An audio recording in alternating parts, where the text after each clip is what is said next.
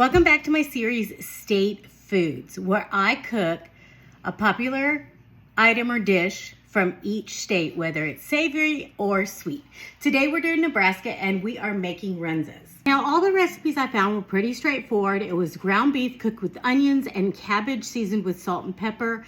In some recipes it said you could add cheese, but I'm not big on cheese, so I'm not gonna add that. And I'm making a very small batch. I shortcutted it by buying some pre-made dough because I'm not good at baking. I started out by chopping up my onion into a semi-fine dice. Since I was doing such a small amount, I just cut off a little hunk of cabbage and sliced it as thin as I could, and then I chopped it the other direction to make sure it was small as well. You do about half a pound of ground beef. So I got my ground beef cooking, and then I added salt and pepper. You want to season every layer. And then when it was almost halfway cooked, I added my diced onions. And then I mixed that together and cooked that again till it was just about all the way through. And then I added my cabbage. I did it by handfuls because I didn't want to add too much. And then I salt and peppered it. And I cooked this mixture until the cabbage was wilted down. My filling is done. I'm going to let it cool down just a little before I stuff it so it doesn't break my dough.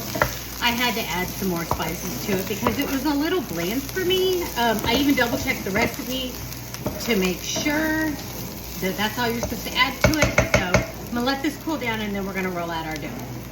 I've got some dough here, so I'm going to put a little bit of flour on my board. Now this dough I got from Aldi, and it said it was pizza dough, but that you could also use it for bread. I went ahead and started rolling out my dough, and before anyone says anything, one of my apron straps broke on one apron, and I cannot find the other apron, so therefore I am wearing this shirt and I have flour all over it. So let's just get past that now.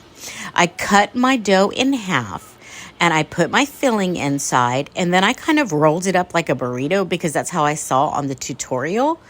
Now, see how it's not sealed at the bottom? I'll come back to that in a minute. Then I put the filling into my second one and also rolled that one like a burrito. It was just easier that way. I put a piece of parchment paper on a cookie sheet and I put my rolls down. And then you can see me on the bottom. I am pinching up the bottoms so that my filling does not leak. And then I cracked one egg into a bowl and whisked it. And then I did an egg wash on both of these. I made sure they were all coated with the egg wash. And then I wasn't quite sure if I needed to, but I poked some holes in the top just in case because I didn't want them to explode. They went in the oven and baked at 350 for about 25 minutes. Here's what they look like. They were done. Beautiful golden brown. I cut it in half. Okay, ready? We're going to try it now. Okay, ready? Oh, hot. Kind of bland to me. It needs just a little bit. It needs something, but it was still fun to make.